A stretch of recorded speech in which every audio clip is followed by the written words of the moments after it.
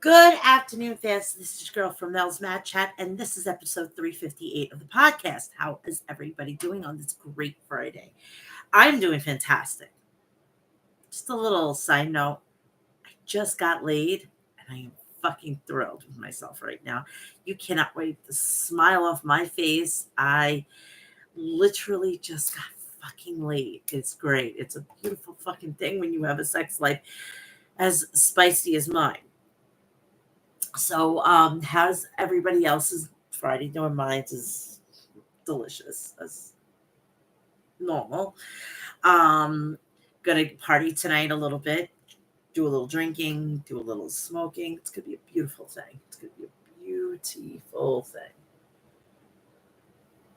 So, yeah, I'm pretty stoked about this. So, but I had a really long week. So it's just I just need a little cut loose time and everything like that. So I don't want to pay for it tomorrow morning, and I don't fucking give a shit because it is what it is. But I hope everybody is good, gearing up for Bad Blood, and we're now on to Wrestle Dream, and all good things are coming.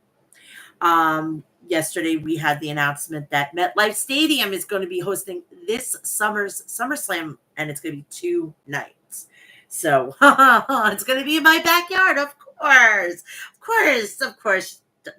WWE likes to, really fuck with me and my content and having me fucking doing crazy shit. And I hope that weekend I don't have to see my kid because I'm going to need all the rest I can get. Seriously.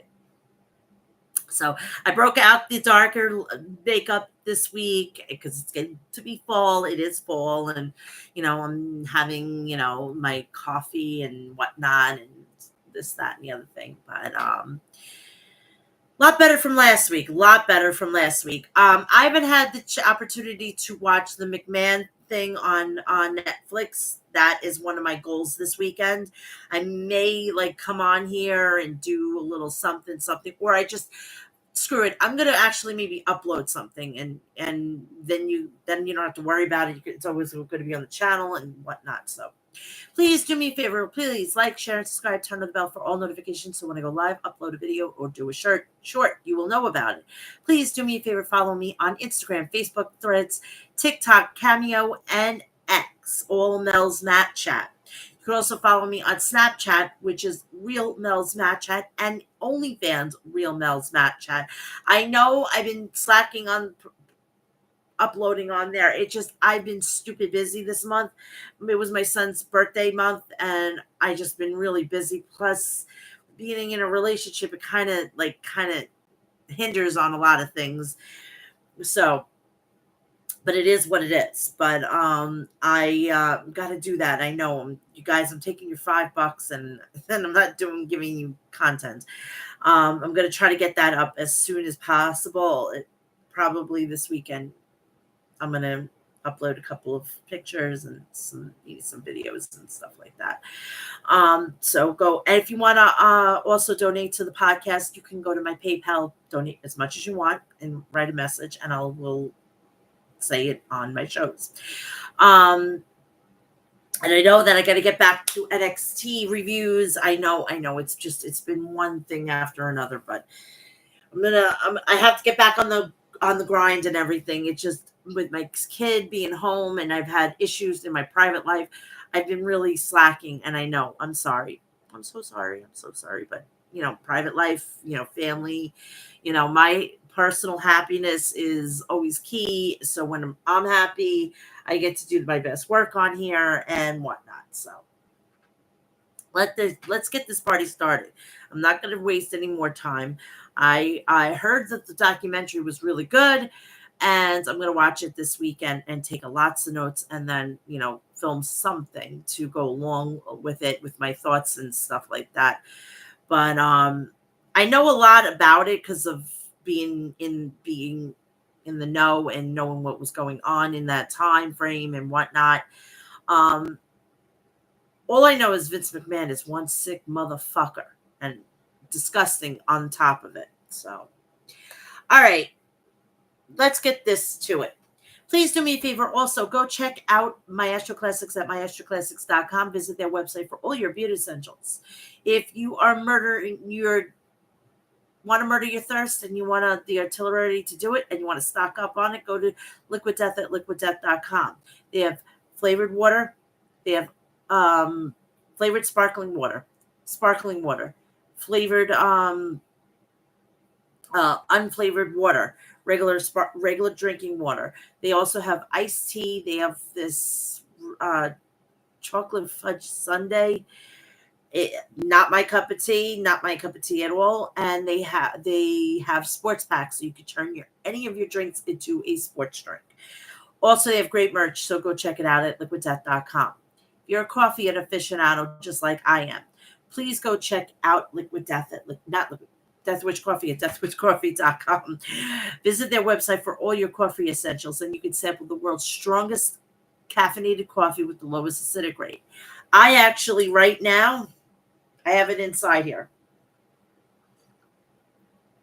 It's going to get me through this rigorous show today. Please also, on September 29th, do you believe in glory? Because I believe in glory. Do you believe in him? Because if you do believe him, all you have to do is say his name and he will appear. It's Joe Hendry. Joe Hendry will be at House of Glory making his debut, and he will be facing Joey Janela. Also, House of Glory Cruiserweight Championship, Fuego del Sol versus Gringo Loco. House of Glory Crown Jewel Champion, Zilla Batu versus Idris Jackson. CBK versus Miracle Generation. And then October 18th, Masato Tanaka will be in action at HOG. Will be taking on Mike Santana. And Nick Nemeth, the TNA World Heavyweight Champion, will be making his HOG debut. So please go get your tickets at hogwrestling.net. And if you can't make it, go and download the Thriller app. And it'll pay $7.99 a month. And it's paid for your first House of Glory special. So, all right. We're going to do WWE first. And then we're going to go to AEW because we're on Bad Blood. On the Bad Blood build.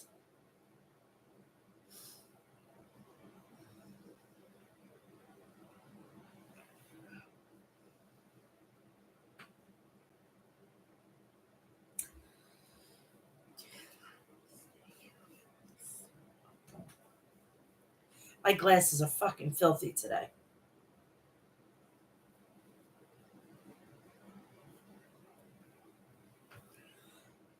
Praise be to Jesus, I can see. All right, SmackDown. SmackDown had last week the tornado match. If Bayley and Naomi win, the person who scores the pinfall faces Nia Jax at Bad Blood. If Bayley and Naomi lose, the person who loses the fall will leave SmackDown for good. So it was going to be on Bayley and Naomi versus Nia Jax and Tiffany Stratton. United States title match. LA Knight versus Andrade El Idolo. Dumpster match. Chelsea versus the OC Michin. Singles match. Apollo Crews versus Giovanni Vinci. The WWE Undisputed Champion Cody Rhodes and the OTC Roman Reigns appeared. The show opens up with video package recapping everything transpired last week between WWE Champion Cody Rhodes and Roman Reigns and the Bloodline. The Bloodline was shown entering the arena earlier today and attacks the entire security staff. Uh-oh.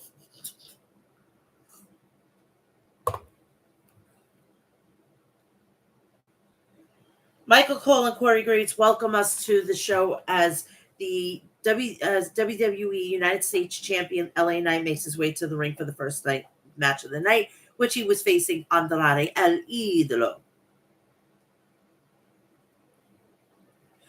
So the match starts off with looking to Andrade to looking to hit the final message on Knight. Knight avoids it and looks to hit a back neck breaker on Andrade. But Andrade slides out of the ring before Knight can. Andrade then wears Knight down with a rear headlock. Andrade then follows it up with a shoulder tackle, but Knight responds with a back elbow and sends Andrade face repeatedly bounce off the announce desk. Knight then sends Andrade back in the ring and hits him with a spear through the middle rope, then goes for a pin, but Andrade kicks out. Knight then delivers a shoulder tackle on Andrade's midsection, but Andrade sends Knight onto the apron. Knight then gets Andrade up on his shoulders, but Andrade escapes and sends Knight crashing into the ring post. Andrade then delivers some stomps on Knight in the corner, then sets up a Meteor. Knight then sees Andrade coming and responds with a flatliner, then delivers some stomps on him. In the corner and hits him with a hip attack. Knight then hits a neck breaker on Andrade in the corner and goes for the pin, but Andrade kicks out. Knight then places Andrade on the top turnbuckle and joins him up there, but Andrade fights him off and looks to hit a moonsault. Knight then avoids it, but Andrade immediately hits the second one and follows up with a Meteor on Knight in the corner. Knight then gets Andrade up on one shoulder and hits him with a power slam, then hits an elbow drop off the top rope and sets up for BFT. Andrade then counters into a roll up, but Knight escapes. Andrade then hits a back elbow on Knight and pins him, but Knight kicks out. Andrade and Knight then climb to the top rope, but Andrade knocks Knight off and looks to fly. Knight then moves out of the way and hits an Andrade with a BFT for the win. There was a lot of botches, by the way, on this. Not a good match. I don't know what the heck went on, but it is what it is. So Knight picks up the match. After the match, Knight and Andrade show respect for one another, and Andrade holds up Knight's hand. We get a video package of the stipulation set for the women's Tornado Tag Team match later on tonight. Tiffany Stratton and Nia Jax versus Bayley and Naomi. We head to the back where Tiffany Stratton was talking to Nia Jax and says it would be so good to never see Bayley or Naomi on SmackDown again. Jax then says if Stratton loses, it might be a good idea if Stratton leaves SmackDown. We see Andrade and Carmelo Hayes talking backstage, and Carmelo tells Andrade that he choked harder than Kings did against the Lakers some years back. A brawl ensues between them. This is not over with whatsoever. We then get a video package of Cody Rhodes and Roman Reigns meeting each other at Georgia Tech Football Stadium. Reigns tells Rhodes that the stadium they're standing in is his given, that he played football for Georgia Tech. Rhodes then points out to all the cars that drove into the field. Reigns says that Georgia is his home. Reigns then reflects on everything the bloodline has taken from him. He says he has nothing to lose, and Rhodes responds by telling Reigns that if he has lost everything, that he isn't what he was anymore. Rhodes then demands that Reigns gives him the word that he gets his back so he can return the favor and Reigns give him his word. Reigns then says when they are finished at Bad Blood, he is taking back what is his. Reigns then looks to leave, but Rhodes stops him and says the undisputed WWE champion isn't his. Reigns then tells Rhodes that he's in his way in life and leaves.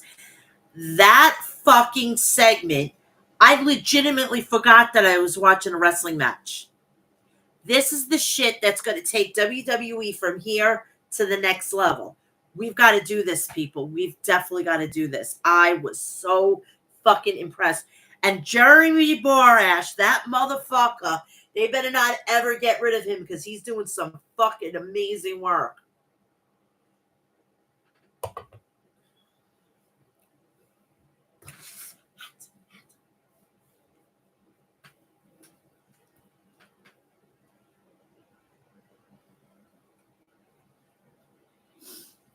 Kevin Owens was shown backstage watching the video package.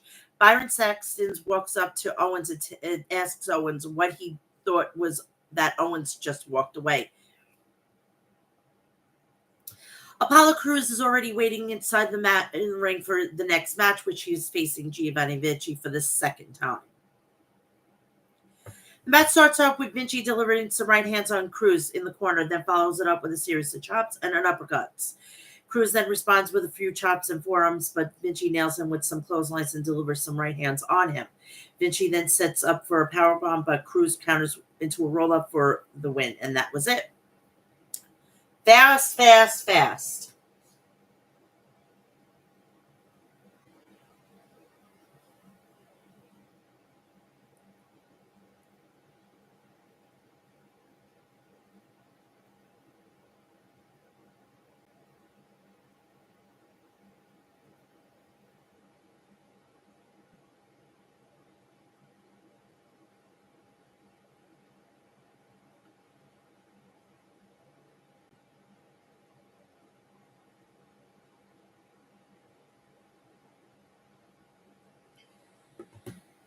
So after the match, an in-range Vinci hits a boot on Cruz. Vinci then sends Cruz crashing into the barricade and sends him back in the ring and hits him with a brain buster.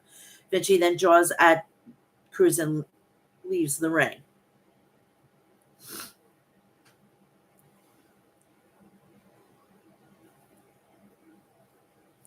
We then see Byron Saxton walk up to Kevin Owens once again in the backstage area and ask Owens what he thought.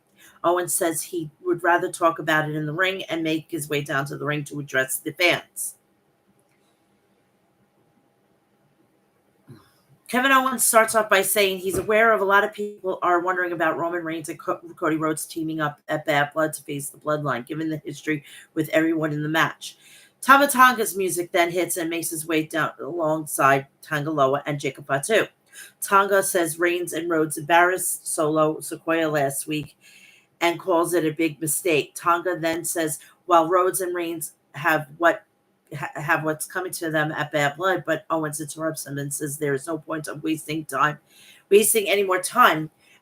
The Bloodline then surrounds Owens in the ring on the ring apron, but Owens nails Tonga and Loa. Owens then stares Fatu down, but Tonga and Loa overpower him. DIY makes their way down to the ring to even up the odds, and a six-man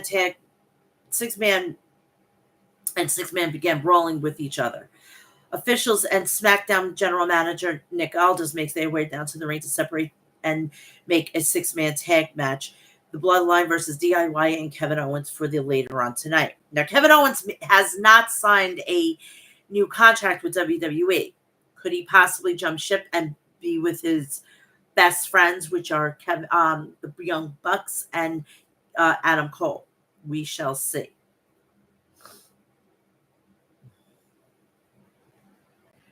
And speaking of that, I don't know what the heck is going on with the Lucha Brothers, but they may not be coming as soon as you would think. I would actually have them rest. Take the time. Go spend time with their family. If they're going to come next year, where we could certainly use them. But we could definitely guarantee the Motor City Machine Guns on NXT this Tuesday when they go to CW. We see Bayley and Naomi talking backstage, and Bayley says they have a common goal of getting the belt off of Nia Jax. Naomi says when she wins, Bayley will be the first to receive a title opportunity. WWE Women's Champion and 2024 Queen of the Ring, the Annihilator, Nia Jax, and the 2024 Miss Money in the Bank, Tiffany Stratton, head out to the ring to have their tag team match. And whoever wins, if Bayley and Naomi win, the person who pins whomever gets the title opportunity. But whoever loses on their team, that person leaves SmackDown. So the match starts off with Naomi brawling with Jax, and Bayley brawls with Stratton. Jax and Stratton look to send Naomi, Bayley, and Bayley crashing into one another. But Naomi and Bayley reverses their momentum. Naomi and Bayley then hit a assistant splash on Stratton in the corner, and Naomi hits Stratton with a bulldog. Naomi then sends Jax crashing into the corner with Bayley, but Jax sends Naomi crashing into the mat. Bayley then delivers some forearms on Jax, but Stratton hits Bayley with a hair whip.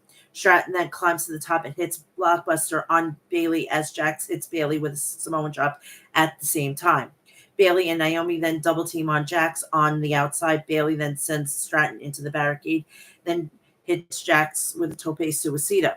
Naomi then follows it up with a crossbody on Jax off the apron and then sends Stratton inside the ring with Bailey.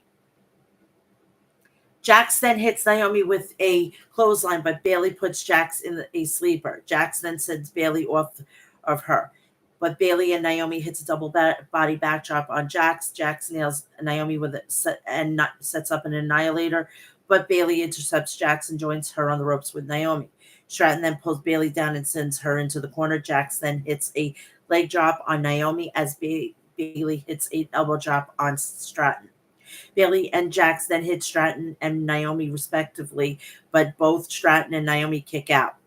Jax then looks to powerbomb Naomi, but Naomi counters it into a facebuster. Naomi then goes for a pin, but Naomi breaks the fall with Stratton with a swanton off the ropes. Stratton then apologizes to Jax, but turns around into a shatter machine from Bailey and Naomi. Jax then nails Naomi from behind and hits a Samoan drop on Bailey, but Bailey and Naomi both pin Jax at the same time for the win. So this is why they're going to have a match between them. Whoever wins, which should have been from the get-go, that person is going to take on Nia Jax next Saturday. I think it's going to end up turning into a triple threat.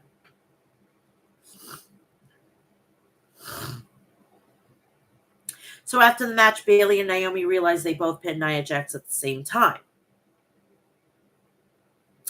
We get a video vignette on Chelsea Green that is featured Green taking little trash out. Green then beats up a mannequin with Michi's face taped onto it. Green then shows training for a dumpster match with Michi, which is set up next week. The match is announced to be taking place in 2 weeks. Then it was announced that Carmella Hayes will face each other in another 6th match this coming week. Naomi and Bailey were shown talking to General Manager Nick Aldis in his office.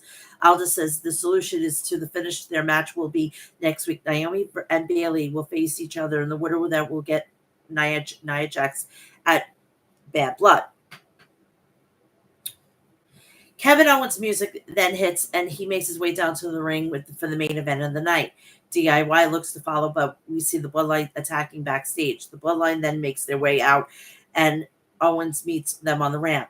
Tama Tonga, Loa, and Jacob Fatu then overpower Owens, but the Street Profits make their way down to the ring to even up the odds. Owens then hits a swanton off the ropes to land on everyone, and it looks like the Street Profits will be Owens' partner for the main event.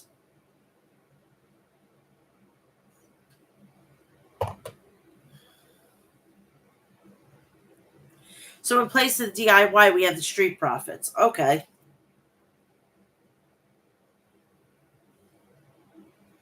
The match starts off with Loa and Owens. Owens goes straight after Loa. Angela Dawkins tags in and hits a right hand on Loa, then tags in Montez Ford. Ford then hits a swanton bomb off Loa off the apron and then follows it up with a kick on his chest and tags Dawkins back in. Dawkins then continues wearing down Loa, but Owens stands back in and sends him crashing into the top turnbuckle, face first. Ford then tags in and delivers some stomps on Loa in the corner. Fatu then tags in and wears down Ford, then tags in Tonga. Fatu then hits a suplex on Ford, and Tonga flies into the ring to take down Ford. Tonga then hits a clothesline on Ford and then tags Fatu back in. Fatu nails Ford, but Ford sends him into the corner and tags Dawkins back in. Dawkins then nails Fatu with a couple of clotheslines and back elbow, then sends Loa back crashing into the mat face first, and then looks to hit a splash on Fatu. Fatu then intercepts him and hits a moonsault off the top rope. Tonga then delivers some right hands on Dawkins in the ring, and Dawkins responds with a suplex on Tonga. Then looks to tag out, but Fatu tags in and prevents him from doing so with a senton. Fatu then sends Dawkins into the corner and then delivers some headbutts on him. Ford and Tonga then tag in, and Ford hits a crossbody on Tonga off the top rope. Ford follows it up with a clothesline and several kicks, and then a jumping knee on Tonga, and then a back suplex before hitting a standing moonsault. Ford then hits an enziguri on Tonga and then tags in Owens. Owens then nails Lower and Fatu with the clotheslines on the outside, then follows it up with a senton on Fatu and a frog splash on Lower. Owens then slides back in the ring and hits a cannonball on Tonga in the corner, then climbs to the top and hits a swanton bomb. Owens then goes for a pin, but Fatu breaks the fall. Dawkins then clotheslined Fatu out of the ring, and Owens climbs to the top. Tonga then nails him with a couple of right hands and joins him up on the ropes, but Owens hits Tonga with a brainbuster and goes for the pin. Lower then pulls Owens off of Tonga and breaks the fall, but Owens fights him off and hits him with a stunner.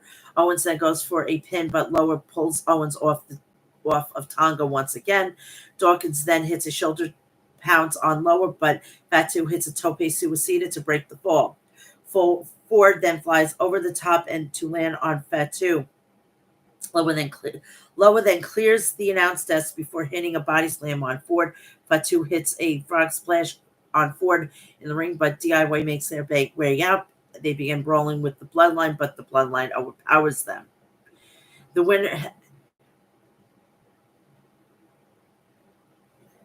winners of the match: Montez Ford, Angelo Dawkins, and Kevin Owens.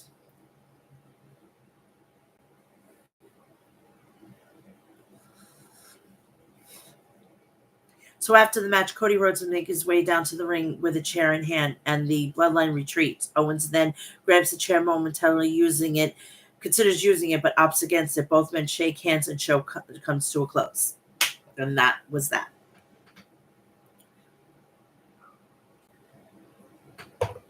Speaking of Bad Blood, I will be doing my preview and predictions on that Friday. So next Thursday, I'm going live with episode 359. As soon as SmackDown goes off the air, I'm going live with my preview and predictions, and those are the go-home shows of next week. So Monday Night Raw and next Friday's SmackDown will be on there. So, and then as soon as Bad Blood's over, I'm going live with the review. So watch for that. On to Raw. Raw, it was a crazy one at that.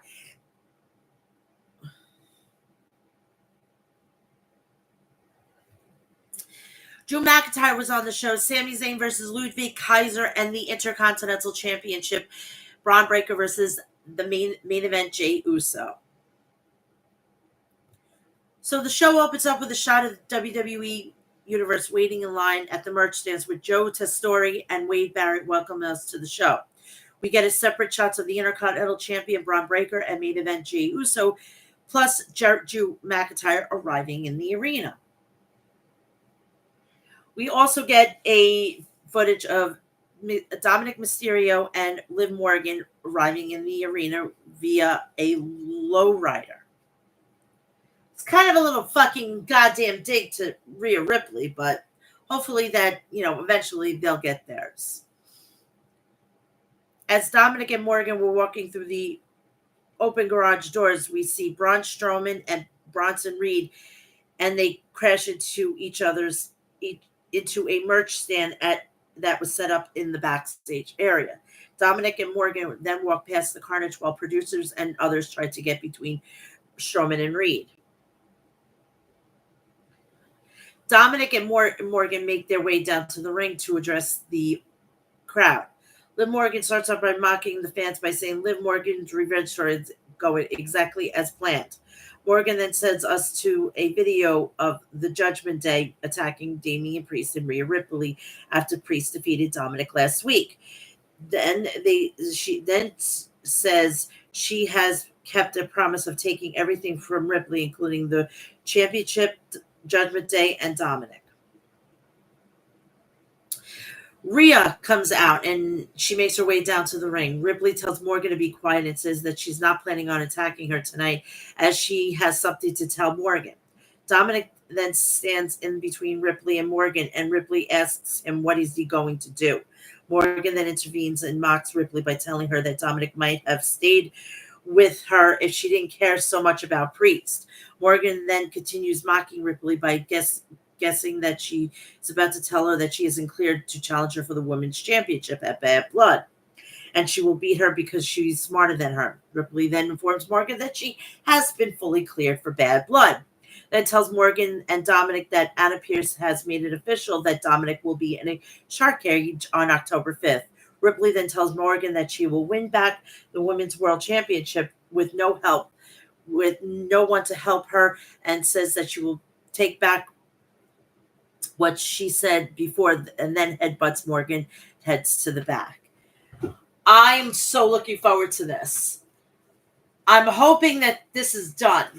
Honestly, I'm like kind of over it. Morgan needs to get put in her place, basically. My nose is ridiculous this week. I can't go through one fucking show without blowing my nose. It's ridiculous.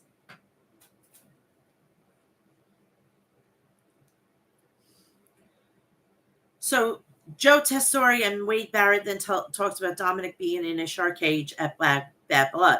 Then turns to focus on Sami Zayn issues with Gunther and Ludwig Kaiser, while highlights were showed from last week. Sami Zayn then makes his way down to the ring for his first match of the night, and he's going to be taking on Ludwig Kaiser. The match starts off with Kaiser shoving Zayn. Zayn tosses his sweater to Kaiser in response to his shove, and both men lock up. Kaiser then delivers some right hands on Zayn in the corner, but Zayn responds with several of his own and delivers some stomps on Kaiser in the corner. Kaiser then sends Zayn crashing into the corner and sends him crashing into the ring steps and sends him back inside the ring. Kaiser then sends Zayn crashing into the ring post shoulder first, and then drapes him by his knees and hits him with a drop kick on his chest. Kaiser then charges at Zayn, but Zayn nails him with a back elbow and follows it up with a double axe handle off the top rope. Zayn then clothesline Kaiser out of the ring and follows it up with a chop on his chest. But Kaiser sends Zayn crashing into the chair in the timekeeper's area. Kaiser then hits Zayn on the top rope and looks to hit him with a suplex. Zayn then avoids it and delivers some strikes on Kaiser, then nails him with a sunset flip powerbomb and goes for a pin. Kaiser then kicks out and Zayn hits him with an exploder. Zayn sets up a haluva kick, but Kaiser rolls out of the ring before Zayn can hit it. Kaiser then sends Zayn crashing into the ring steps and drop kicks him into them, then slides back into the ring as the referee begins the count of 10. Zayn then beats it, and Kaiser delivers some right hands on him. Zayn then returns the favor and hits Kaiser with a clothesline and looks to hit him with a blue thunder bomb. Kaiser then avoids it and rolls up Zayn, but the referee catches Kaiser with the feet on his ropes and stops the count. Kaiser then gets in the referee's face, but turns around into an exploder, and Zayn sets up for a louver kick. Kaiser then sees Zayn coming and hits a kick on him and goes for a pin, but Zayn kicks out. Kaiser then looks to send Zayn crashing into the mat, but Zayn escapes and hits Kaiser with a German suplex. Zayn follows it up with a haluva kick and pins him for the win. Very elementary, my dear, very elementary. Oh, yeah. My back is killing me today.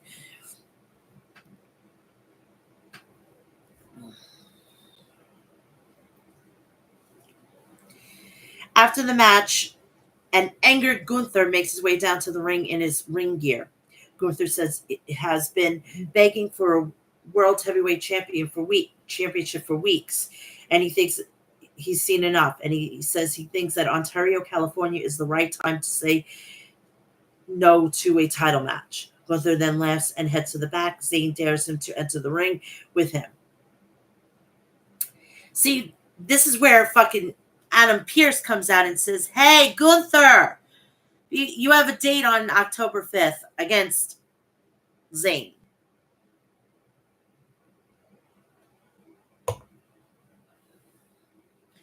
Commentary team then recaps everything that transpired last week between Kofi Kingston and Xavier Woods. We head to the back where Kofi Kingston is approached by Xavier Woods, and then they quickly make peace. Kingston then brings up New Year's 10-year anniversary and shows up a trombone and several boxes of booty oats.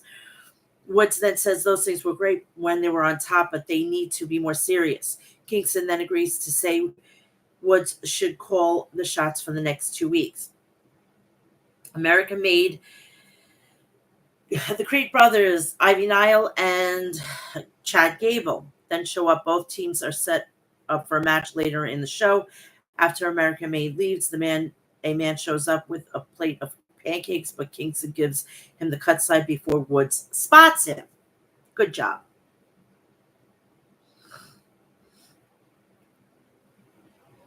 Commentary team then speaks about at ringside and sets up a video package on Braun Breaker and Jey Uso for the match for the Intercontinental title later on in the evening.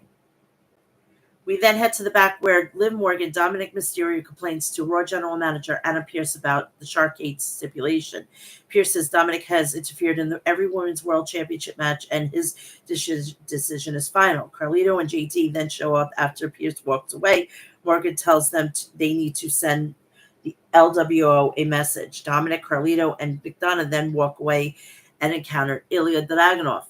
McDonough threatens Dragunov, says Finn Balor wasn't there, which means McDonough will have to do nothing. Will do nothing. McDonough then says Carlito has a match, but we'll see him around.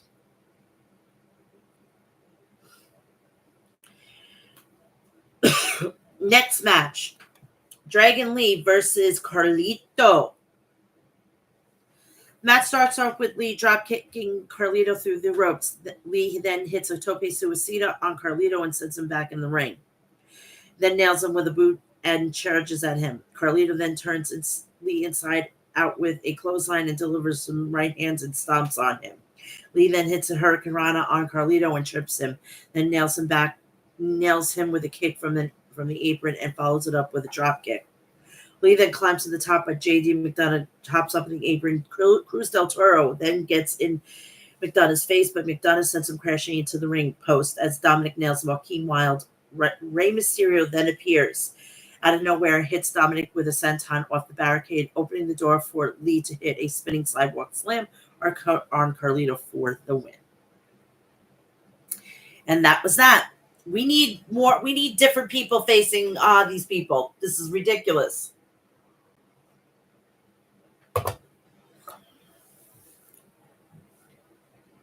We head to the back and see The Miz warming up when he was approached by Karrion Kross. Miz says he didn't have time because he was preparing for Bronson Reed. Kross then tells Miz that he wants him to be the guy who doesn't care what anyone thinks and will do whatever it takes to win. Kross then tells The Miz that monsters come in all different shapes and sizes. Miz says, yes, they do, before walking away. Kross then smirks and repeats the same line. Joe Tessitore hypes WrestleMania tickets going on sale on Friday and also plugs some pre-sale info. We then see a group of people from Netflix being shown in the front row. Of course, when they're in, this is going to happen until they actually debut, and then we're not going to see them at all. Or we might see them from time to time.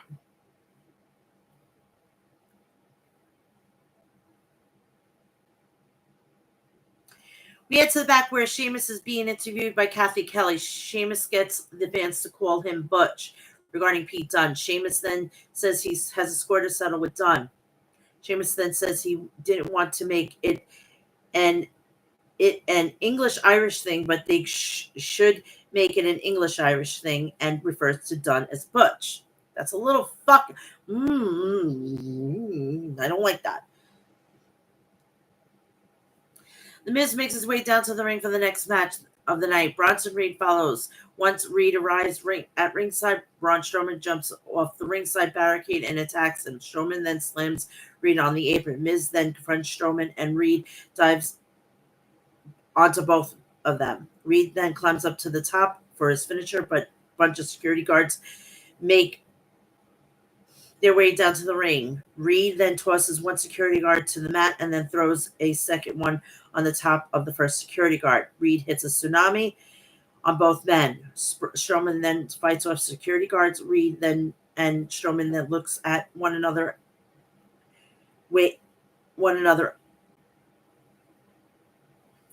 Wave of security make their way down to the ring where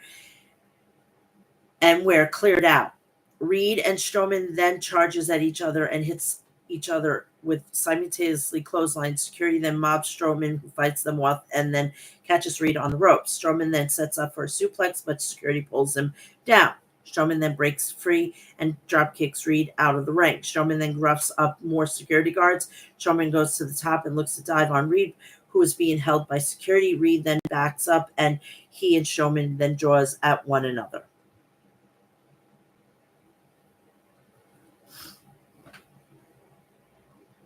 An ad airs for Saturday night main event returning to NBC on December 14th. And tickets are plugged for the Long Island event, which is in the Nassau Coliseum in my front yard, because where I'm sitting, Nassau Coliseum is that away.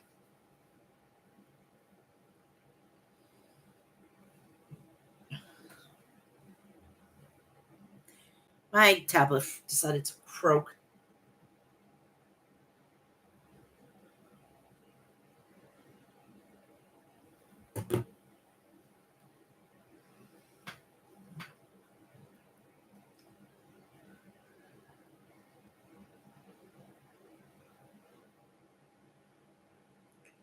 Wow, I just went too far.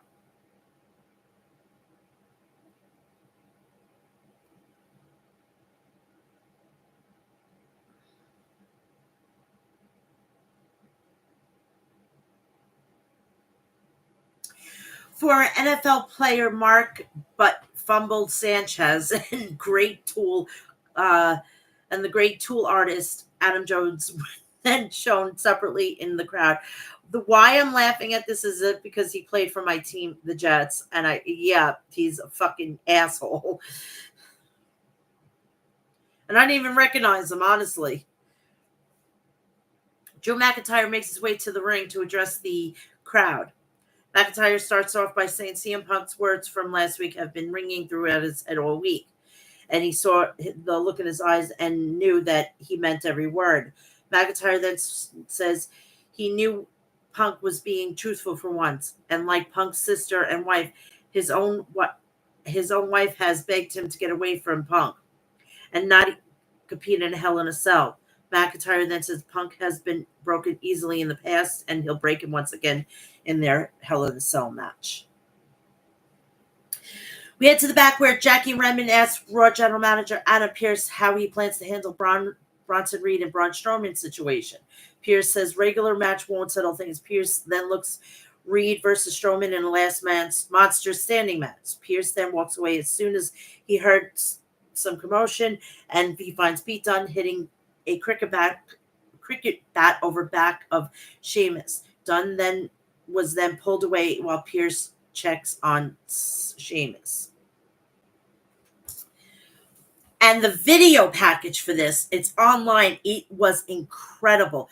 I'm telling you, if Jeremy Borash is doing all of this, he needs to be brought to the main roster. He needs to be in charge of that whole division. It's making these matches that seem to be ho-hum to being more epic, and I'm loving it. So keep it up, Jeremy. I love you, bro. Alba Fire and Isla Dawn make their way to the ring, so they have a match with the Unholy Union, Alba Fire and Isla Dawn. The match starts off with Io Sky and Isla Dawn, both women lock up. Kairi Sane tags in and double teams on Dawn and Sky. Both women hit double drop kicks on Dawn. Zayn then hits a right hand on Dawn's chest in the corner and hits another one off the top rope. Zayn goes for a pin, but Dawn kicks out. Alba Fire then wears down Zayn in the corner from the apron as Dawn distracts the referee. Fire then tags in and holds Zayn in place. Dawn then looks to hit it right hand on Zayn, but Zayn ducks out of the way, and Dawn almost inadvertently hits Fire. Sky then tags in and hits a flapjack on Fire. Sky then delivers some right hands on Fire and sends Dawn crashing into Fire. Then hits a single leg drop kick on Dawn and a double drop kick on Fire and Dawn off the top rope. Sky then delivers some forearms on Fire and runs the ropes, but Fire hits her with a super kick. Dawn then tags in and looks to hit a backstabber on Sky, but Zayn saves her and sends Fire crashing onto the floor. Zayn then climbs to the top and hits an insane elbow on Fire on the outside. Sky hits an over the moonsault on Dawn for the win, and that is it.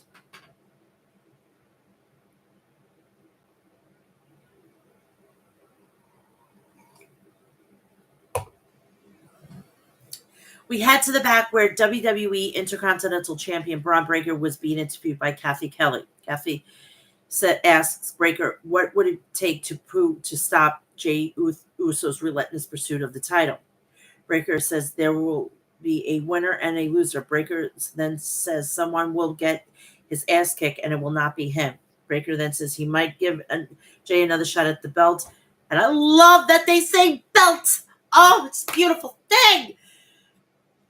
Every fucking time that they use actual like regular terminology and they're not handcuffed, it is a great thing. It's a glorious thing.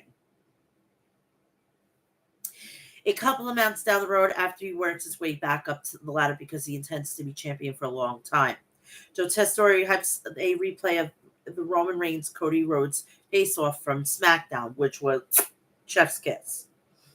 A burning symbol appears on the screen, and I think it's going to be War Raiders. Can't wait. If they go back to the Viking Raiders, I'm not going to be upset, but that would be fucking marking me out, honestly. Joe Testori touts that is the 59th sellout of the year for the WWE. Commentary then focuses on the fan signs. The Roman Reigns and Cody Rhodes face-off from SmackDown then was shown on commentary, hypes their match against Solo Sikoa, Jacob Fatu at Bad Blood. And I love when they do that because every time they say, oh, it's a consecutive sellout, it's like somewhere in Jacksonville, fucking goddamn Tony Khan is having a little bit of a twitch, I tell you.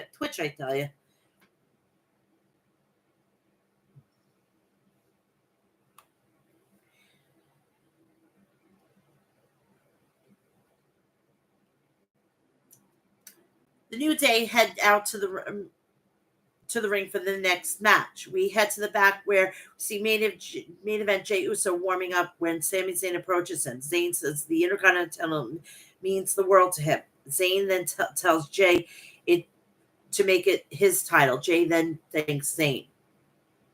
So we have we have the tag team match, which is the American Made versus the New Day. The match starts out with Xavier Woods and Julius Creed. Julius hits a shoulder tackle on Woods, then locks up and delivers a couple of right hands on the midsection and spine. Woods then returns the favor and nails Julius with a forearm and splash in the corner. Kofi Kingston then tags in and hits a springboard crossbody on Julius. Brutus, Creed, and Woods then tag in, and Woods continues wearing down Brutus.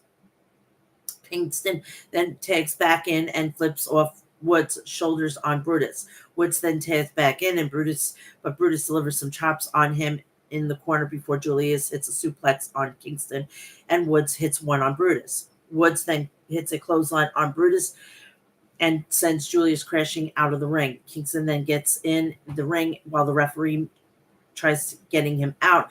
American Made beats Woods down. Woods and Brutus then hit each other with forearms, but Brutus nails Woods with one and sits him on the top turnbuckle.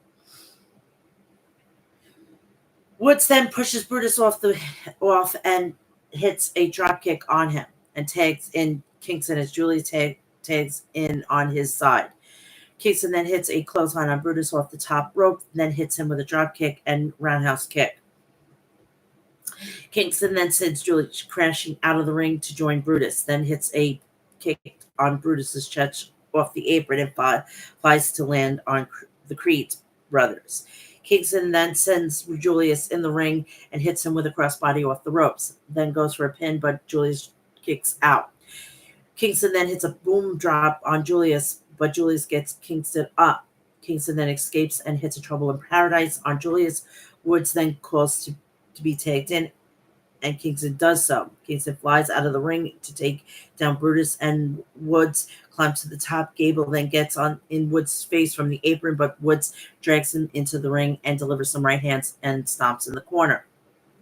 Woods then turns around into a jumping knee from Julius. Julius then hits a shoulder tackle on Kingston before getting him up on the electric chair position and tagging Brutus. Brutus then climbs to the top and hits him with a Brutus ball for the win.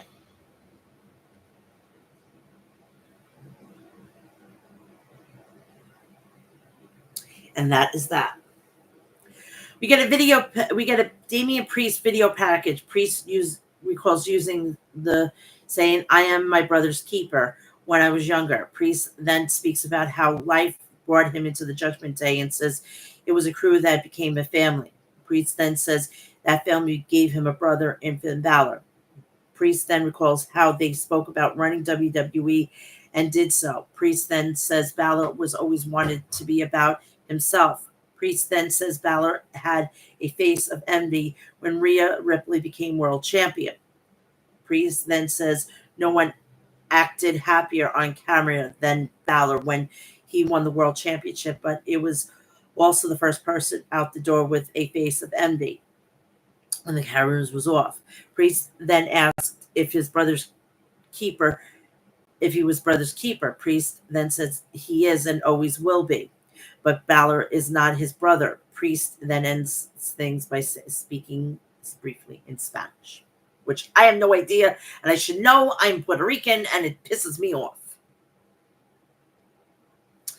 Joe Testore hypes the match for the Intercontinental match and tells fans to get ready to yeet.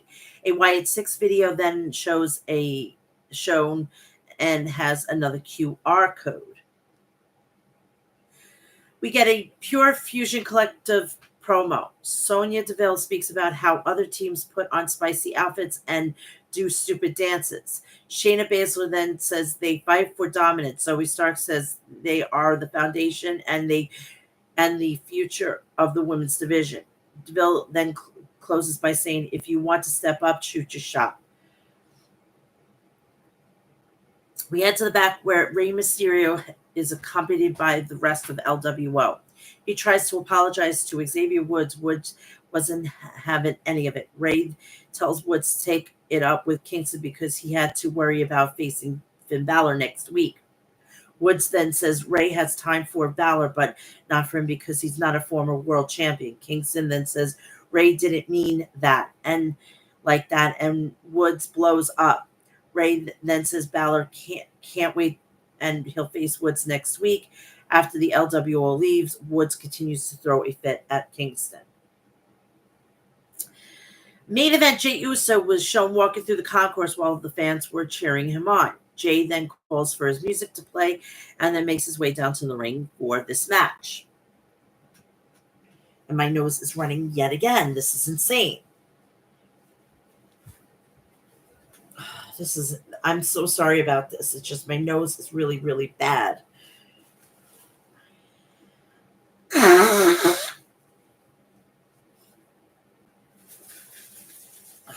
This sucks. It's also the change of weather, which sucks even worse. We get a video package on Bronson Reed versus Braun Strowman for next week and the entire lineup for next week. So Jey Uso versus Braun Breaker for the Intercontinental Championship. The match starts off with Breaker hitting a shoulder tackle on Jay, but Jay responds with a right hand on Breaker that sends him crashing out of the ring. Jay then hits a tope suicida on Breaker. Jay then delivers some right hands on Breaker in the corner. Breaker then responds with a power slam and delivers some shoulders on Jay's midsection in the corner. Then sends him into the opposite corner and follows it up with a suplex. Breaker then sends Jay bouncing off the top rope and delivers some right hands on him.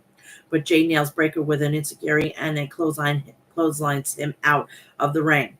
Breaker then sends Jay crashing repeatedly off the announcer's desk. Jay then hits a hip attack on Breaker in the corner and pins him. But Breaker then kicks out.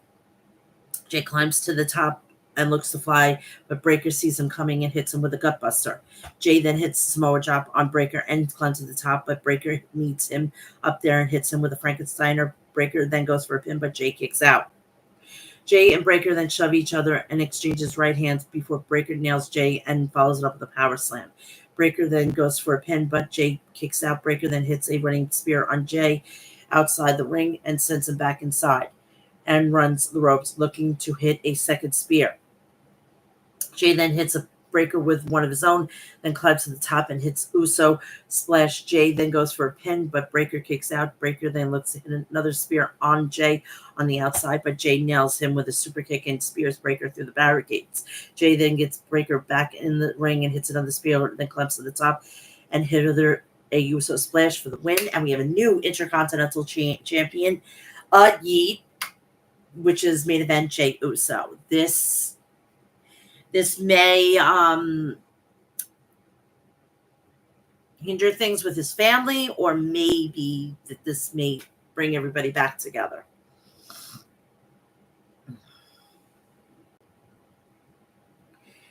So after the match, the crowd popped. Both men stays down, and the referee hands the belt to Jay. Jay then goes to his feet and has his arm raised. Breaker then rolls out of the ring. Jay then exits through the other side of the ring, and then hops the barricade and celebrates with the crowd while the pyro goes off the stage as the show comes to the close. And that is it.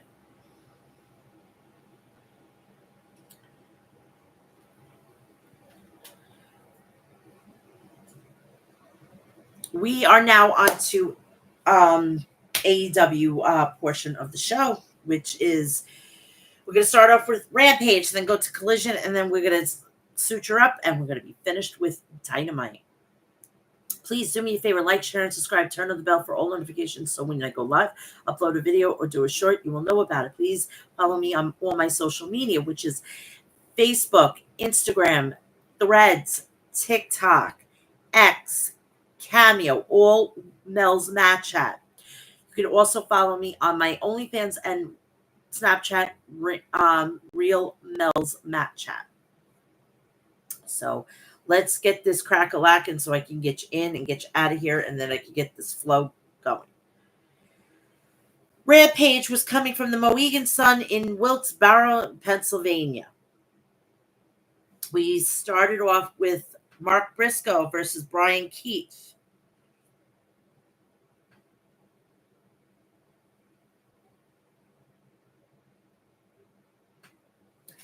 Brian Keith went right after Briscoe, but Briscoe turned the tables with chops and stomps. Briscoe caught Keith with a hell stab in the throat. Chicken took flight with boots to Brian's face.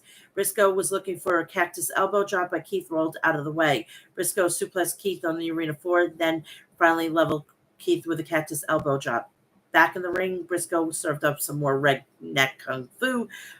Mark set up a steel chair in the ring. Brian Keith knocked the chair down. As the ref was grabbing the chair, Keith seized the moment and connected with a low blow for a near fall. Brian Keith headbutted Briscoe, bringing the fight to the Ring of Honor World Champion.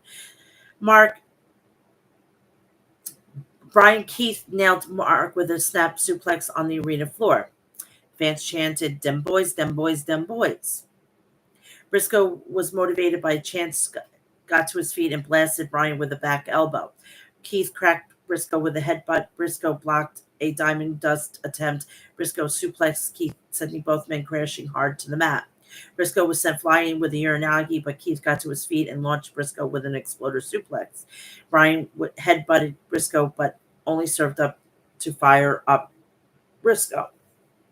Briscoe drilled Keith with a Spicoli driver. Keith dodged the froggy bow. Keith clocked Briscoe with a knee strike. Briscoe powered out and Diamond Dust and connected with a lariat, and then a second lariat. Briscoe spiked Keith with a J driller to score the pin. After the match, Chris Jericho ambushed Briscoe with a baseball bat. Orange Cassidy sprinted to the ring to come to the aid of Briscoe. Bill blindsided Orange with a big boot to the face. Kyle O'Reilly came to even up the odds, but Bill planted Kyle with a choke slam. Kyle, Bubby, you were working the main event in NXT. Now you're fucking goddamn working this. I think that's a downgrade.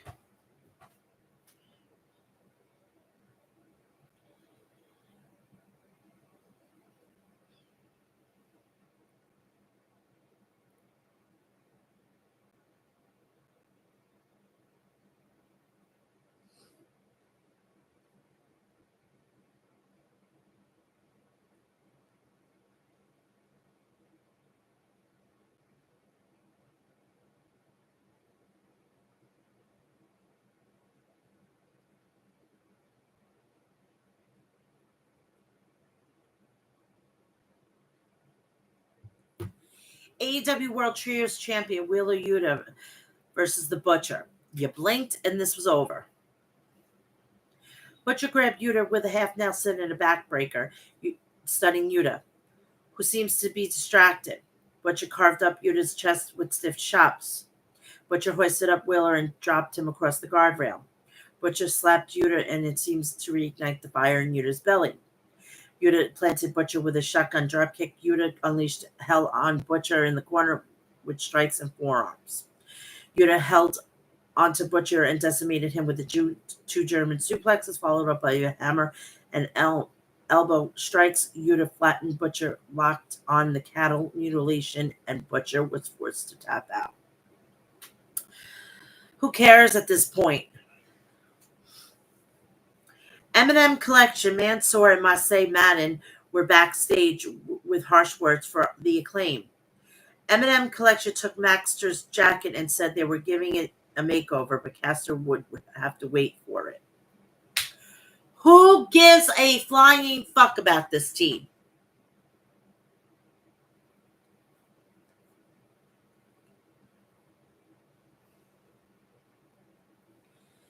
Hikaru Shida versus Harley Cameron. Okay. Shida grabbed Harley with a swing around, planting her with a mat return. Shida followed up with a running knee strike as Harley was draped over the edge of the apron. Harley swept out Shida's legs and rammed her shoulders into Shida. Shida cracked Harley with a running knee strike. In the ring, Saraya jumped on the apron and distracted Shida. Harley connected with a kick to Shida's head for a near fall. The two traded pinning combination. Shida blocked a knee strike and countered with a question mark kick. Saraya yelled at Shida as Shida turned her head to look at Saraya. Harley clocked Shida with another knee strike. Saraya held the kendo stick. Jamie Hayter ran down and pulled the kendo stick away from Saraya. Shida spiked Harley with a Falcon Arrow and pinned Harley. So, I feel so bad for Jamie Hayter. She's dealing with this. This is bullshit.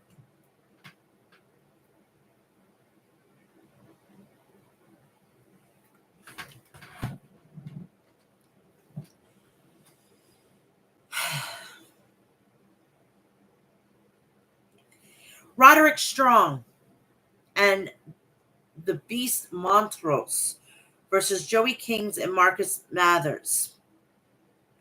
Roddy, remember Undisputed Era? Remember when you were walking around owning a brand and walking onto Raw and SmackDown, owning the fucking show?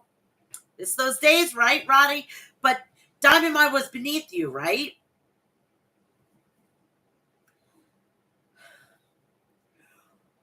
Roddy Club Mathers with a cross-face shot.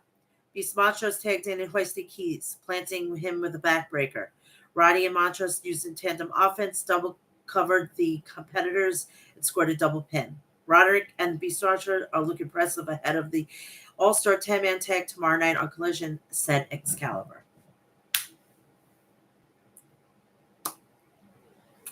Okay. That's what you want, Roddy. That's all yours. It's all fucking yours. Deanna Purrazzo was backstage. Deanna, I came here to make art, beautiful art and violent art. I've made it clear that I've only just begun. I have come here. I may have come alone, but recently I've been reminded that I've never truly been alone. Over the course of my career, I've cultivated a network of friends, associates, people willing to repay my generosity with loyalty. Taya Valkyrie walked into frame and put her hand on Diana's shoulder. Diana, if you think I'm dangerous, just wait till you see this thing of ours. Main event, Fatal 4-Way. Leo Rush versus Rocky Romero versus Kip Sabian versus Nick Wayne. There was nothing. Nothing was up for fucking grabs. Nada.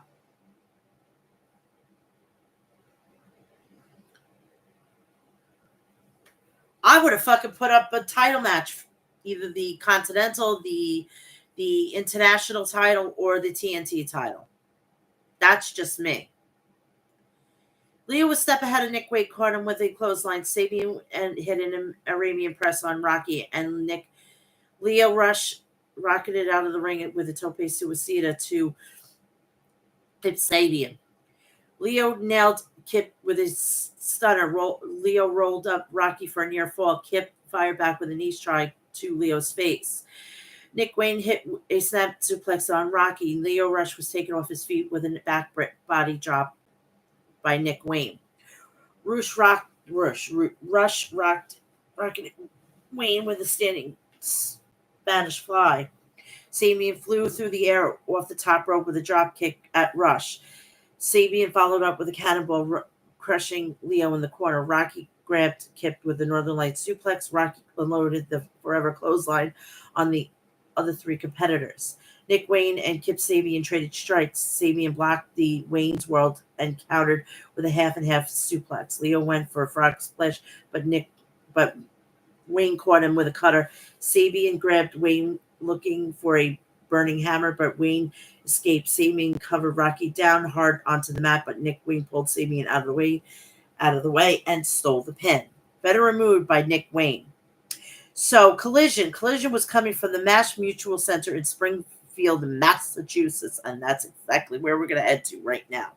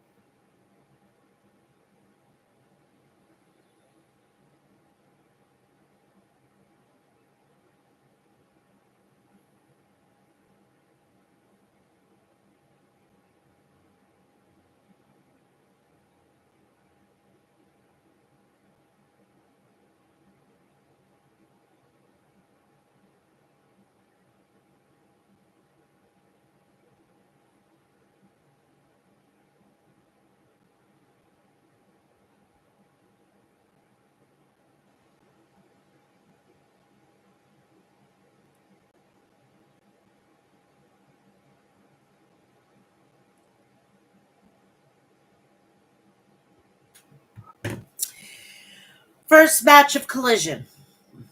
World Tag Team Championship Bunkhouse Brawl. ROH World Tag Team. Dustin Rhodes and Sammy Guevara versus Mike Taven and Mike Bennett.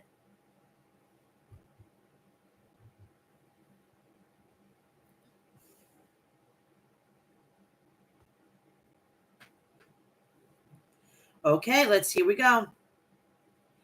Sammy and Dustin brought the fight to Taven and Bennett, charging at the Undisputed Kingdom. As they made their entrance, Dustin wrapped a leather belt around his feet and stuck Bennett in the forehead. Sammy moonsaulted off the guardrail, wiping out Taven. Sammy battered Bennett and Taven with a kendo stick. Sammy tried for a tope suicida, but Bennett cracked him in the skull for a near with a steel chair. No more fucking headshots, for Christ's sakes.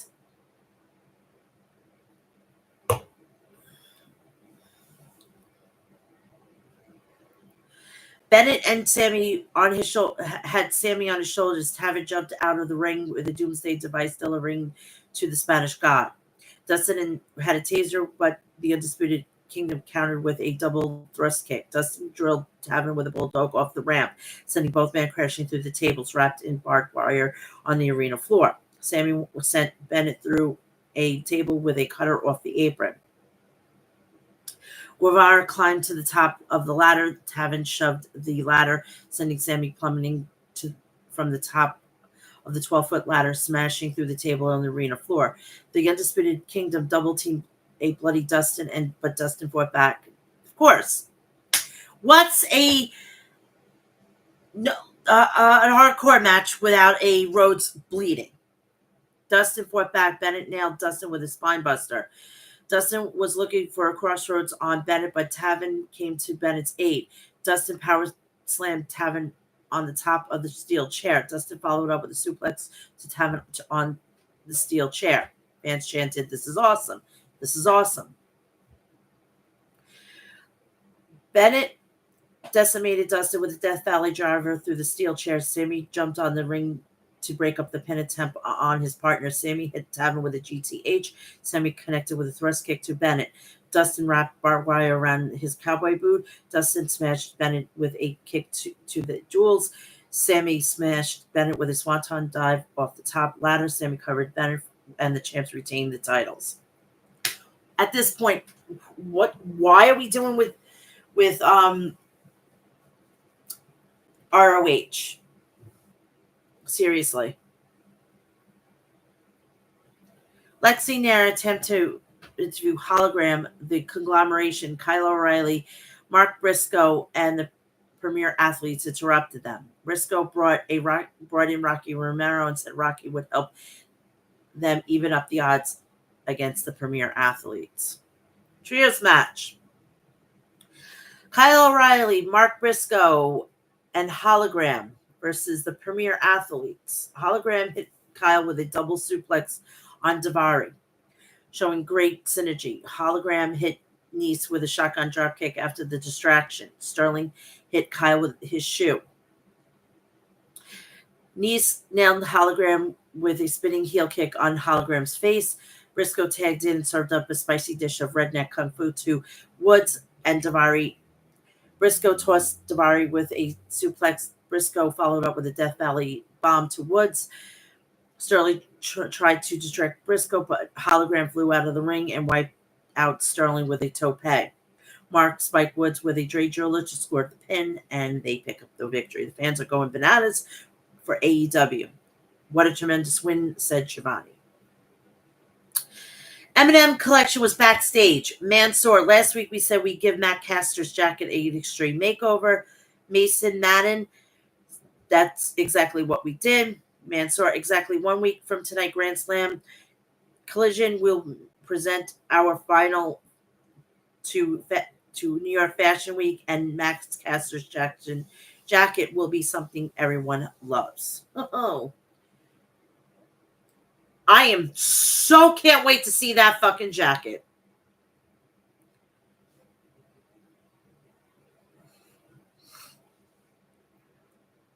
AEW Women's Eliminator match. Mariah May versus Lady Frost. Lady Frost cradled Mariah for a near fall. Mariah blew a kiss to Nigel. Mariah picked up Lady Frost and planted her with Mariah go round. Mariah connected with a John Woo dropkick. Lady Frost. Lady Frost took down Mariah with some gymnastic offense. She followed up with a twisting tornado from the top to the champion. Lady Frost hurled Mariah with suplex, but Mariah fired back with a headbutt and a knee strike. Mariah spiked Lady Frost with his Storm Zero to pick up the victory, and Lady Frost is not going to have a title shot.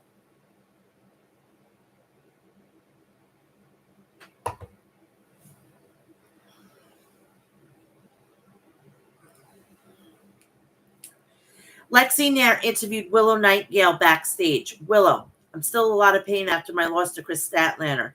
Life is full of ups and downs, and it's just part of it. I'm inspired by Yuka Sakazaki and her upcoming match at Grand Slam this week. The virtuosa Diana Perazzo and Tyra Valkyrie interrupted. Deanna and Willow should be in her friend's corner, but instead Deanna has offered Yuka protection. Willow challenged Taya to a match, and Taya accepted. Daddy Ass, Platinum Max Caster, and Max Bowens had words for M&M Collection. They said it was time to nut up or shut up because everyone loves the Acclaim.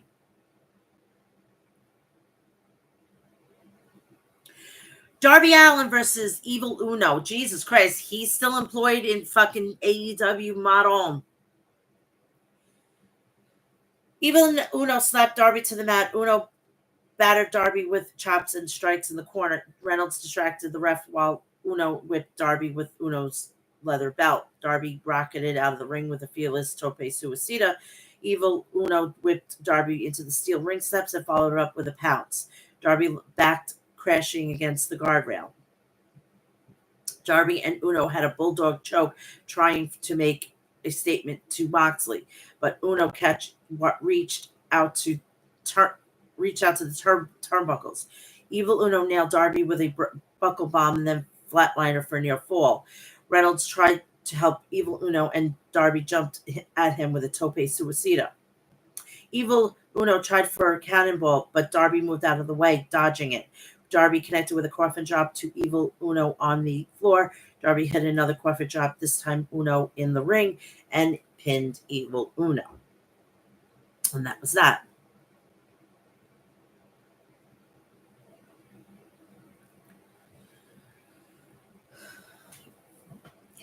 It was announced that tomorrow night, Jeff Jarrett versus Adam Page in a lumberjack strap match next week. Serena Deeb versus Queen Amada. That's how I say it. I don't know if I say it wrong, please correct me. Give me a soundbite or whatever.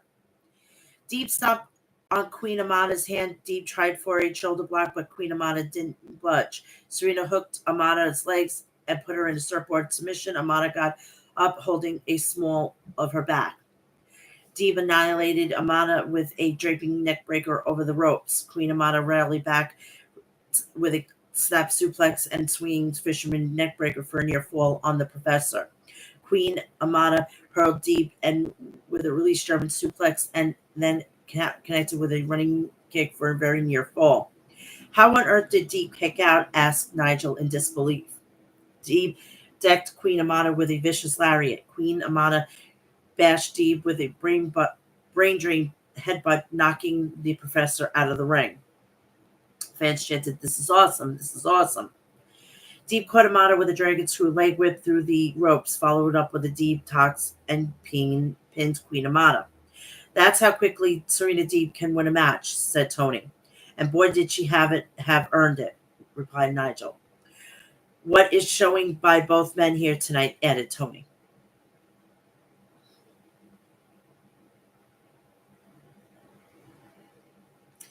Renee Paquette was backstage with Saraya and Harley Cameron. Renee asked about Saraya's upcoming match against Jamie Hayter, which will be under Saraya rules. Harley clarified the rules, and the rules are greatly favor Saraya. Saraya, Jamie, make sure you learn those rules. Wouldn't it have been the time for us to learn the rules? Somebody should have said what were these rules. But that's just me. Lexi Nair interviewed Ring of Honor World Tag Team Champions, the Natural Dustin Rhodes and the Spanish God, Sammy Guevara. Sammy said he was motivated by Dustin holding 2 belts. Sammy challenged Okada to a match under Continental rules, challenging for Okada's title. Dustin told Sammy he believed in him. All-Star 10-man tag. FTR, the Truth Magnum Turbo Floyd FTW Champion Hook versus the Mies Monsters, Grizzly Young Veterans, and Roosh and Roderick Strong.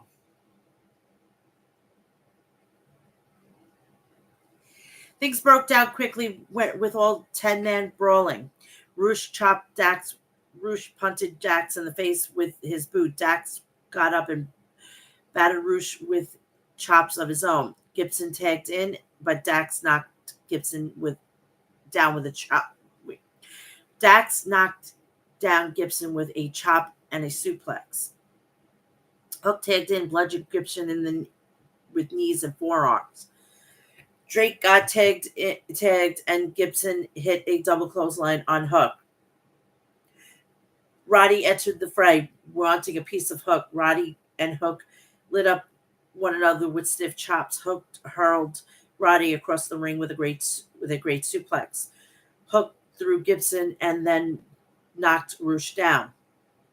Hook hit a T-bone suplex on Roddy, cleaning house on the opposition. Turbo Floyd tagged in and took care of both men of the Grizzled Young Veterans with a scoop body slam.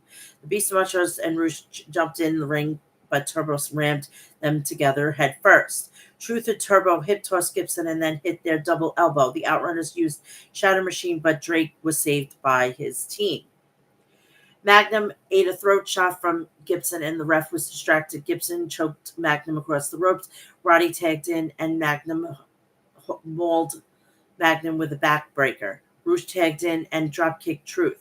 The Grizzled Young Veterans double-teamed Magnum, and the Beast Macho splashed Magnum from the top rope for a 2 count. Dax tagged in and rocketed Roosh with a German suplex. Roddy and Hook brawled up the ramp and backstage.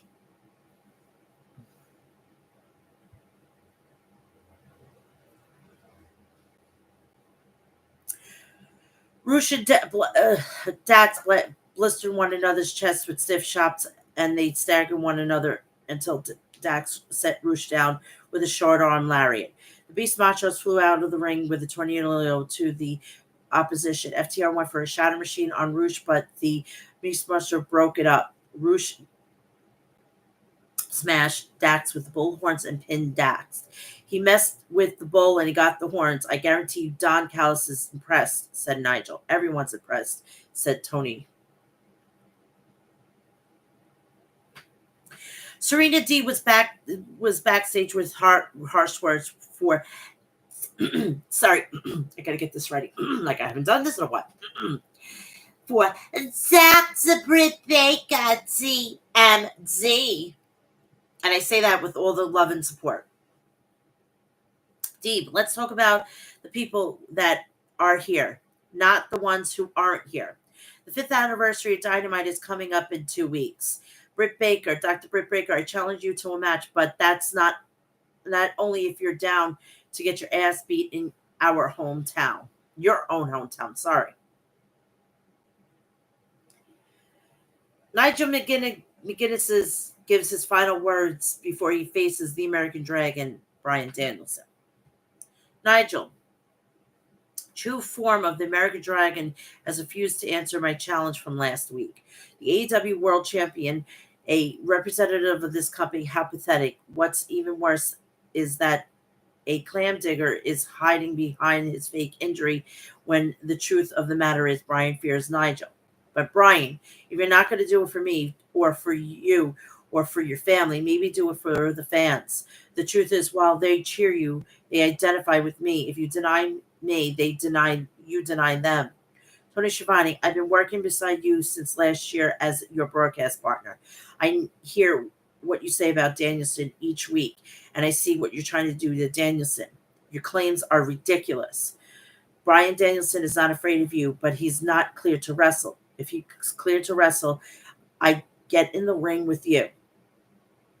We'll find out at Clarence Slam if he's cleared to wrestle. But if he's not afraid of you.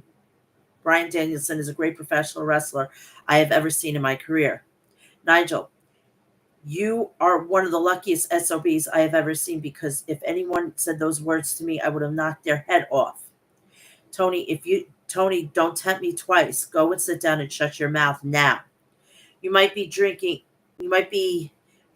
at the Coward's Aid, but I'm not Bryan. I don't care who you do it for, but on Wednesday nights, I want to walk down this ramp, walk up these steps, and meet me in the middle of the ring for the final chapter of our rivalry. Because it's my destiny. Ever since I've retired, I told everyone who would be listening, shouting at the moon like a lunatic, saying, I was as good as you, Bryan, but nobody listened to me. Nobody believed in me.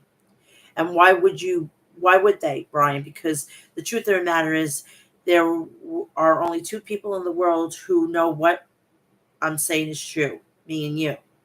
And that's exactly why you have refused to answer my challenge.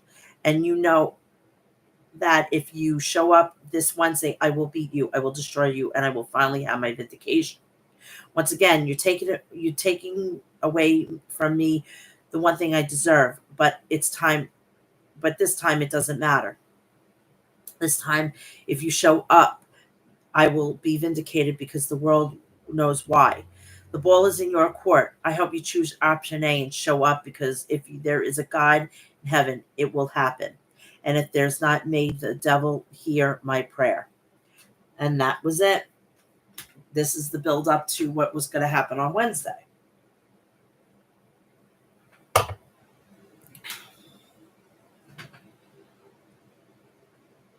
Sorry, my back is really bothering me tonight.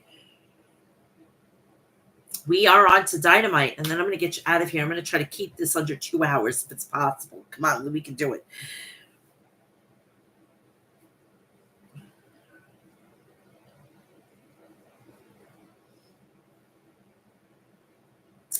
Dynamite was coming from the Arthur Ashe Stadium in Queens, New York. Started off with the American Dragon, Bryan Danielson, and Knight versus Nigel McGuinness. Nigel, I haven't seen the American Coward all day. He dropped the ball. I want a 10 count. I want to be declared the winner, and Danielson should be stripped of the title. Ref Paul Turner began the 10 count, waiting for Danielson to make his entrance. Is he here? Asked Tony Schiavone. He is here and he's ready to fight, replied Excalibur. The final countdown begins to play, and the champ made his way to the ring. They locked up. Nigel nailed Bryan with a European uppercut. Danielson fired back with his shots of his own. Nigel and Bryan chain wrestled, each man trying for a wrist control, each man going move for move. Nigel and Danielson exchanged European uppercuts. Danielson kicked the inside of Nigel's thigh with a roundhouse kick. Nigel crumbled, holding his groin. Nigel had been playing possum and ground and pound Danielson. The champion escaped and got mounted, clubbing Nigel with strikes. Danielson transitioned to the label lock, but Nigel showed great ring awareness and reached the ropes. Nigel pulled Danielson by the trunks, sending Danielson crashing onto the arena floor. Danielson clutched his right arm. Nigel turned the metal ring steps on their side. Nigel used a dropped hold, and Danielson cracked into the steel steps. Danielson defended with a headbutt and sent Nigel headfirst into the ring post. Nigel went for a Tower of London, but Danielson escaped and smashed Nigel with a Busquets knee. Danielson blasted Nigel with a roundhouse kick. Nigel stunned Danielson with a combination kick and lariat. Good for a near fall on the champ. Danielson tried for a label lock, but Nigel hit Danielson right arm that had been tweaked earlier in the match. Danielson let go, clutching his arm. Nigel drilled Danielson with a lariat, and Danielson kicked out at the count of 1. Nigel thumbed Danielson in the eye, followed up with a ripcord lariat for a near fall on American Dragon. Nigel rocketed Danielson with a hammer and elbow strikes. Nigel caught Danielson with a Tower of London for a near fall. Rance chanted, "Let's go, Bryan! Let's go, Bryan!" Nigel locked Danielson in with the London Dungeon. Danielson managed to escape and pounded Nigel with a hammer and elbow strikes. Nigel threw everything he had into a clothesline, knocking Bryan into next week. But Bryan managed to kick out at the count of 2. Danielson grabbed Nigel in the label lock. Nigel fought to escape, but it was too much, and Nigel was forced to tap out and lose by submission. After the match, Christian Cage walked out of the tunnel with his challenge contract. Kip Sabian snuck up behind Christian Cage and grabbed the pen from his hand. Christian Cage chased Sabian backstage. Christian stopped in his tracks as he nearly ran in Pac and Claudio. I actually would like to see that.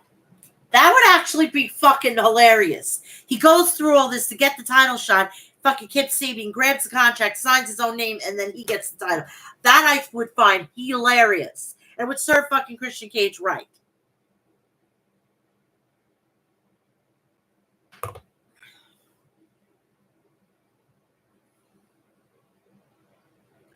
FTW champion match. Hook versus Roderick Strong.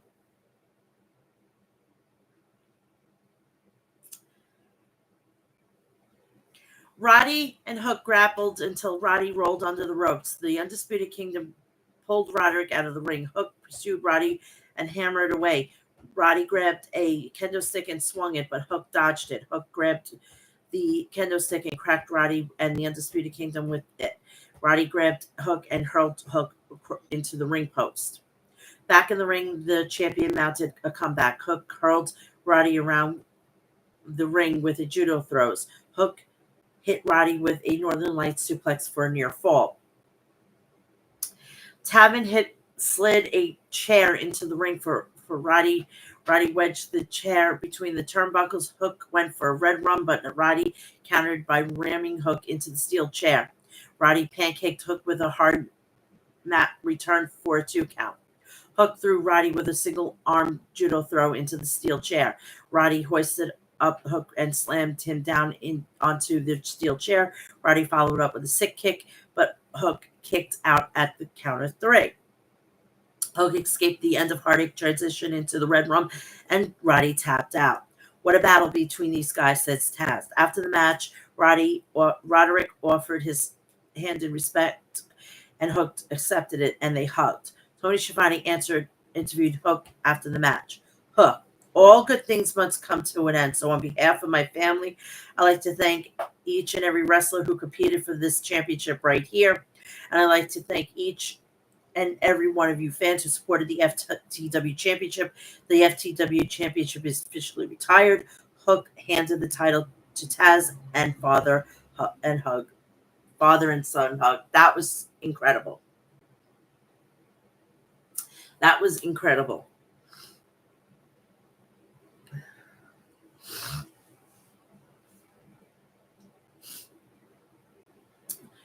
AEW World Tag Team Championship. The Young Bucks versus the Will Ospreay and Kyle O'Reilly.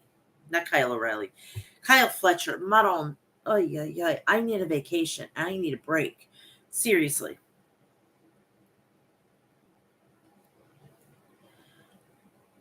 The Bucks connected with a double back elbow to Kyle Fletcher. Will and Kyle used double hip toss on Nicholas. Will moonsault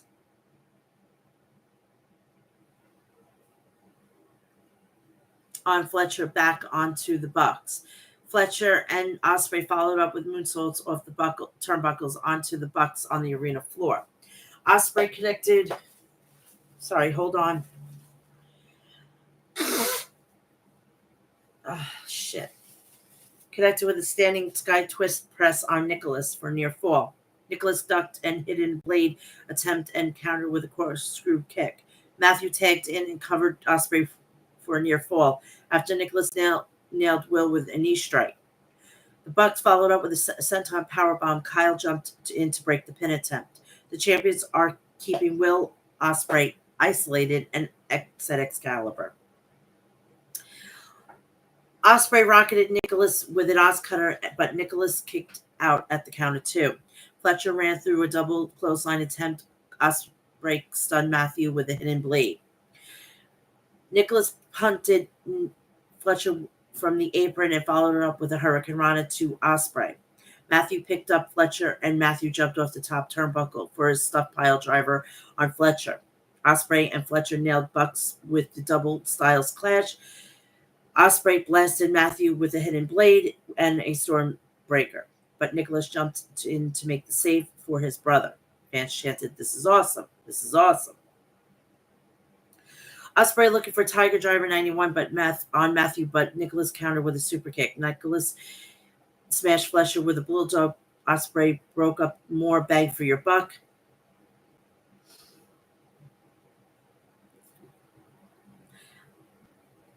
Attempt. Fletcher picked up Matthew, and Ospreay assisted with a TK driver on Matthew for near fall. They followed up with a Colossus, but Matthew kicked out again. What is Matthew made of? Asked Excalibur. Fletcher and Matthew with a top rope brainbuster. Nicholas broke up the pin attempt, barely saving his brother. Fletcher flew out of the ring with a tope suicida to Nicholas. Don Callis handed Fletcher a screwdriver. Don Callis distracted the referee and went to use the screwdriver, but Ospreay pulled it away, handing it to the ref as the ref had his back turned. Matthew and Nicholas each smashed the championship titles into Fletcher's head. Matthew covered Fletcher, but Fletcher kicked out at 2. The Bucks super kick to Fletcher, and then Nicholas pinned him after the BET trigger, or the TK trigger, or the EVP trigger. And I'm like seriously wondering who they're gonna drop these titles to. Honestly. Renee Paquette was backstage with the conglomeration and Rocky Romero. Orange Cassidy said Rocky was officially part of the conglomeration. Do I care?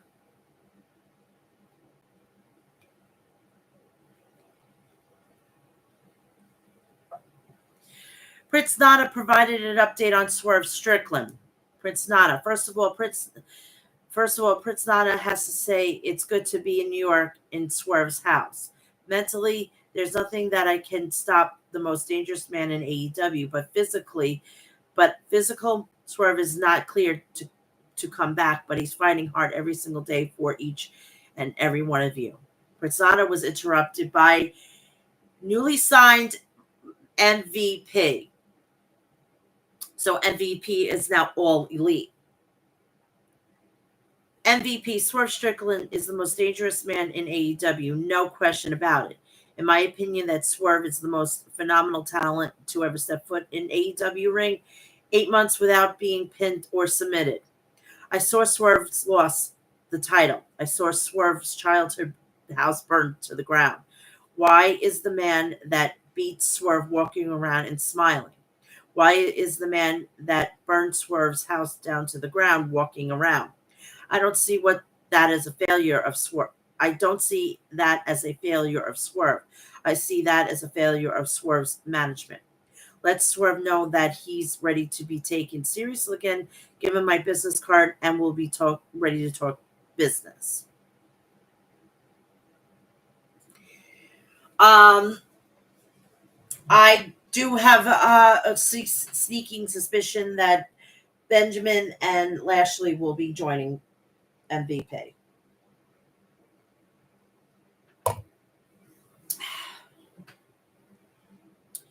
TNT champion Jack Perry headed to the arena in his bus.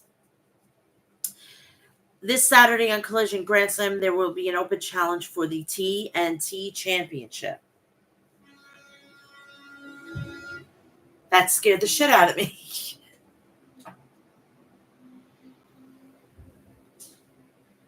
We go to the next match. AEW Women's World Champion Mariah May versus Yuka Sakazaki. Yuka got the jump on Mariah and covered her. Mariah kicked out at 1 count. Yuka and Mariah traded open palm strikes. Yuka smashed Mariah with a rolling elbow. Mariah grabbed a leg of Yuka and pulled her out of the ring. Mariah loaded up and hit Yuka with a vicious dropkick. Yuka countered a Mayday attempt and a roll-up for a 2 count. Yuka used a backside light for near fall on the champion.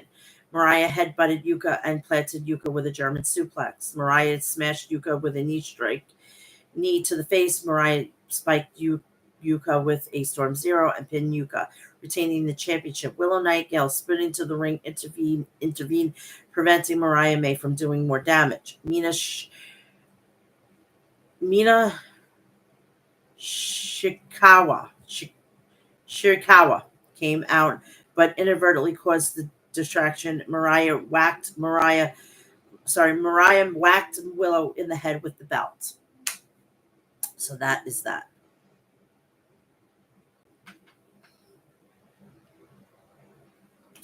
Number one contenders match. Darby Allin AEW World Title shot is on the line. Darby Allin versus Jon Moxley. And this is the main event. And then I'm going to get you out of here, and I'm going to enjoy the rest of my Friday with my man here. My man's here. I love when my man is here. So fucking happy with that. Moxley battered Darby in the corner with chops. Moxley gouged Darby's eyes. Darby's mouth was busted wide open after Mox put Darby's mouth in the ring, on the ring ropes, and kicked the ropes. Moxley wiped Darby in the turnbuckles. The momentum was so fierce, and Darby careened right out of the ring. Darby attacked Moxley's tricep. Darby nailed Mox with a coffin drop to the arena floor. Darby rocketed out of the ring a second time, wiping out Moxley. Marina stepped up to Mox which gave Mox enough time to collect his thoughts. Moxley body slammed Darby onto the edge of the ring. Moxley swung at Darby with lariat to the throat.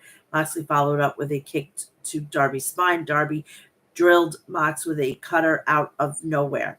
Darby dropkicked Moxley from the top rope to the chest. Moxley dropkicked Moxley from the top rope to the chest. Darby connected with a code red on Moxley for a near fall.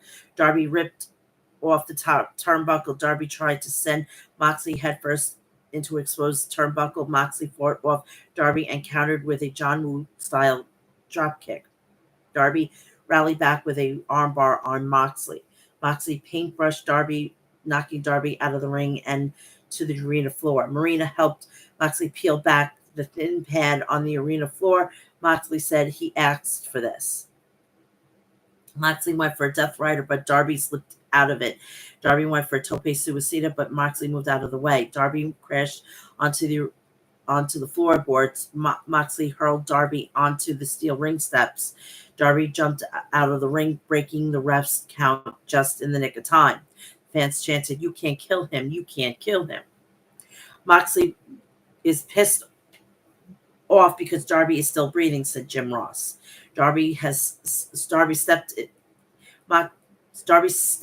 sidestepped Moxley, and Moxley collided headfirst into the exposed steel turnbuckle. Darby went for a coffin drop, but Mox countered with a body lock submission. Mox transitioned to a bulldog choke. Darby made the crawl to the ropes, forcing the break. Bottom line, he is still in it, said Jim Ross. Darby was looking for a suplex. Marina got into the ring apron to distract Darby. Moxley seized the moment to nail Darby within an avalanche Death Rider. Moxley covered Darby and pinned Darby, earning a title shot for the AEW World Championship at WrestleDream.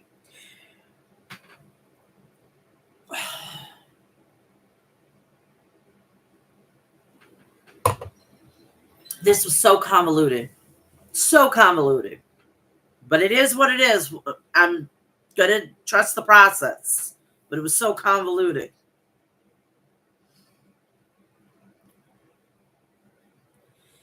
One of the most amazing counters I've ever seen, said Jim Ross. Daniel sprinted down to the ring to try to choke out Moxley with a necktie. Marina grabbed Danielson with the help of Pac and Claudio Castagnoli. They pulled Danielson off Private Party, and Commander tried to help Danielson, but Pac, Moxley, Marina, and Claudio were too much for them to handle.